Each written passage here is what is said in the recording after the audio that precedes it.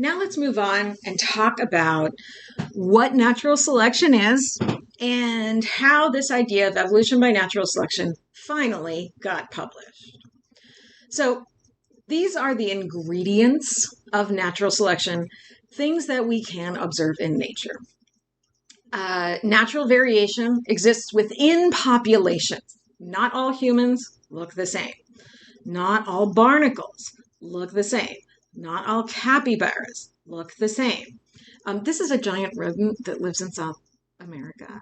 They're really common in Brazil, and they can swim, and they can be up to 100 pounds. Yeah, it's a giant rodent. But you can see, like, even the fur color is not the same in all of these capybaras. In these barnacles, their little houses aren't all the same shape or size. So not all individuals are exactly the same. Those variations may make some individuals more likely to reproduce. Traits are heritable from parents to offspring. So you can see it very clearly in people who are reproductively or evolutionarily fit. These are the Duggar parents and the Duggar family, 18 of their eventually, I think, 19 kids. And yeah, the problematic family. But anyway, what you can see is similar face shape, same hair color, same skin color, same basic build. They all look the same. If you saw one of these people on the street, it would not be hard to imagine, oh, yeah, you're a Duggar, aren't you? I mean, look at these girls. They all have the same chin, right? The Duggar family all looks the same because the children inherited these traits from their parents. Overproduction of offspring. Almost all organisms produce more offspring than can survive in the environment. And in fact, it's very, very rare for organisms to not produce more offspring than a certain environment can support. I'm thinking California condors are one of the only examples I can think of. They have one chick every 2 years. One of the reasons they almost went extinct. But rabbits are a great example of overproduction of offspring.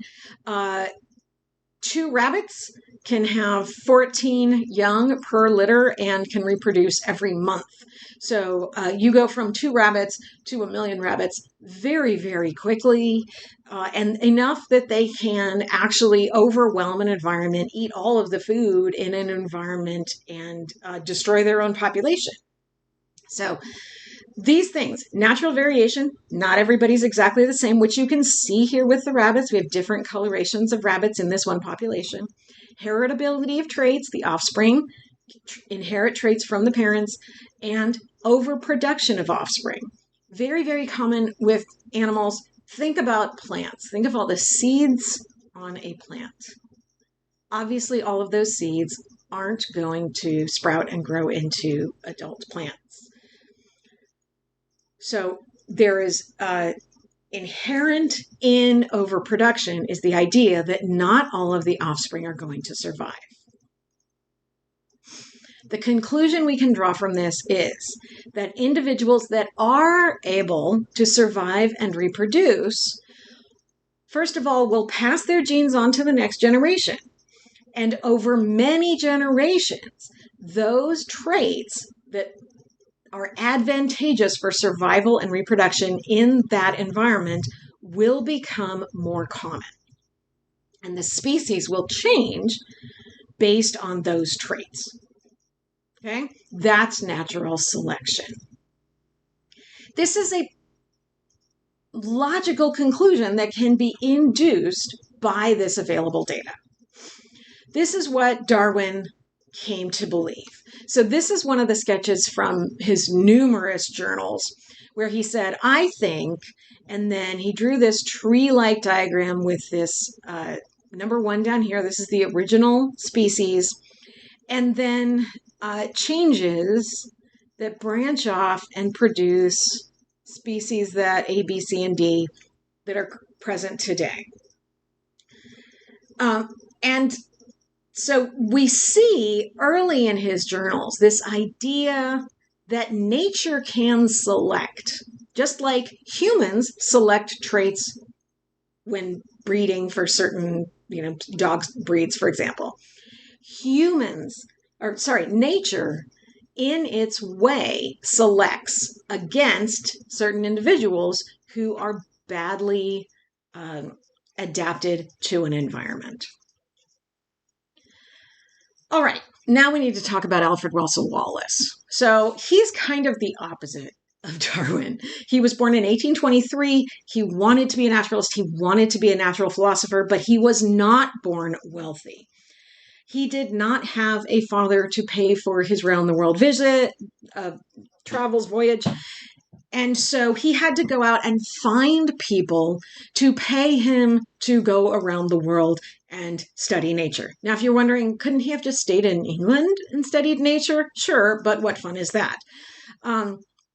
Everybody who was doing the cool stuff was doing it in places like South America.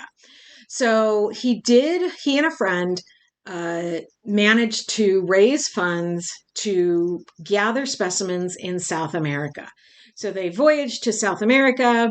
They had a bunch of help from native people gathering specimens, and primarily they were gathering for not scientists, but for like hat makers and things like that, people who would use the products in, making hats and decorations and things like that. They put all their stuff on a ship, sailed back to England, and on the way back, the ship sank and literally everything was lost. All of the specimens and all of his notes, everything. They get back to England. They did survive. And Wallace wants to go back, and his friend is like, no, dude, no. Wallace is committed. He's like, you know what? South America has so been done. I'm going to go somewhere else. So he gathers support for another expedition. This time he goes to Malaysia. And he spent months and months and months gathering birds and animals, learning how to preserve the bird skins, the skin and feathers, which was not easy in tropical Malaysia. He also had tons of help from the native people in Malaysia who taught him how to find and catch the animals, helped him figure out how to preserve them. This time he learned from his last expedition. He shipped his things back in multiple voyages so that if a single ship went down, he didn't lose everything. And while he was doing this, he was noticing this natural variation. He was noticing that some animals were only found in certain very specific environments. He was noticing that the animals on some of the islands looked different from animals on other islands. And so, now he is also corresponding with scientists in England. He really wants to be in the, cool natural scientist club, and he's just not. First of all, they won't just accept him at first because he's not rich, and they're all rich, and so he's not in the club. But also, like, he hadn't gone to Cambridge. He didn't have the street cred, for lack of a better word. He wasn't the right sort of person. And so he was just trying to show that he could be a naturalist. So he was corresponding with scientists in England, in Europe. He was noticing all of these things, and he said, So Darwin's over here in England, doing all of his experiments. He's worked out natural selection. He's told his friends about it. And his friends have been like, Darwin, you have to publish this. Like, this is groundbreaking. This is huge. You need to publish it so you get the credit. And he's like, I'm not ready. I need to, check something else. He was constantly checking his hypotheses. He was also married to a woman who was very, very religious. And his theory of natural selection kind of gave God nothing to do in the process. And he knew that was going to be earth-shattering, and he was not really very excited. Darwin had crushing social anxiety. He he would go to England for a couple days to, go to, say, a meeting of a scientific society, and come home and be sick for several days after just the stress of being around so many people. He was very, very unsure of himself. He had very low self-esteem. In his notes, he said, "I feel very stupid today." And so, he was like, I'm not ready. I'm not ready for everything that's going to come with publishing my ideas. So Wallace over here in Malaysia is like, I have an idea for how this works. And I know that this guy, Charles Darwin, has been writing and thinking about how species change. So I'm going to write him a letter.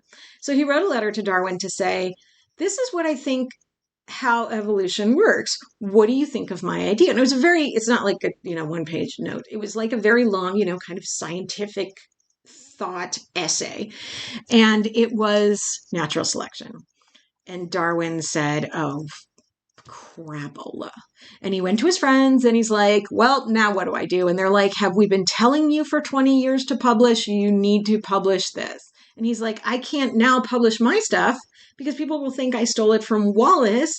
And, if we publish Wallace first, then it's going to be the Wallace Theory. And I've been working on this for 20 years. So there are people who say that Darwin stole Wallace's idea. He absolutely did not. We have his notes. We have his journals from 20 years. We know that he'd been working on this for 20 years. But Wallace had looked at the same data and come to the same conclusion. And that is another thing that I want you to understand. We tend to put certain famous people on a pedestal and say, this person discovered this thing, and act as though no one else could have done that or that they did it by themselves. They did not ever do it by themselves, and it is not true to say that they are the only ones who could have done it. Other people looked at the same data and came to the same conclusion. They just published it later. In every single case. There is no single genius. It's people working together. Okay, so Darwin's friends say, you deserve credit. Wallace also deserves credit. And so Darwin whipped up an essay really quickly, and the two were read together at the Linnean Society of London in 1858. The Linnean Society was the top natural science society of the day, named for Carolus Linnaeus, who gave us the two-word naming system for species. The next year, Darwin finally managed to put together all of the things that he had been working on and published On the Origin of Species. The Origin of Species, these are links to it. You can just download a PDF of it. It's in the public domain. And for this, I need to... Darwin has a lot to answer to, because while he made just amazing discoveries, had amazing theories, tons of data to back it up, there were times when he could not overcome the racism that he had been raised with. So the full title of the book is On the Origin of Species by Means of Natural Selection, or The Preservation of Favored Races in the Struggle for Life. And this, my friends, this means exactly what you think it means. Darwin didn't talk about humans in this book. He wrote another book called The Descent of Man, in which he talked about humans. But if you think that a bunch of racists in England would see this phrase, favored races, and think, you mean the survival of the white people over the black people, you're absolutely correct. That's what they thought. And they assumed that they were the favored race. And this struggle for life suggests to many that there is a battle between the favored races and the non-favored, and that the white people can and should come out on top. Darwin does say this explicitly in The Descent of Man. He ignored everything that he had learned from the freed enslaved person who taught him taxidermy, from all of the people that he met all over the world. He literally traveled all over the world, learned about the natural world from people on almost every continent, and still was like, nope, white people, smarter, better. What the fuck, Darwin? And that became social Darwinism. The idea that not only white people are better, but rich people are better, and the poor are poor because they are inferior. And therefore, there's nothing to do. Can't possibly help them because they are inferior. This is an idea that is still with us. It is still prevalent.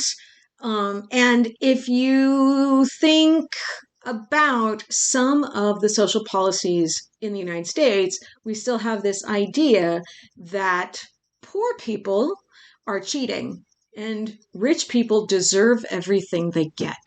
And it comes back to this type of thinking. This was not new to Darwin. He had been raised in this society. Oddly enough, his family were abolitionists, starting with his grandfather. They did not believe in slavery. They thought that the slaves should be freed. They did not believe that they were equal to white people. So that's not a thing that goes together. Anyway, wow. Darwin was so wrong about that. He absolutely ignored all of the data at his disposal when he was talking about humans.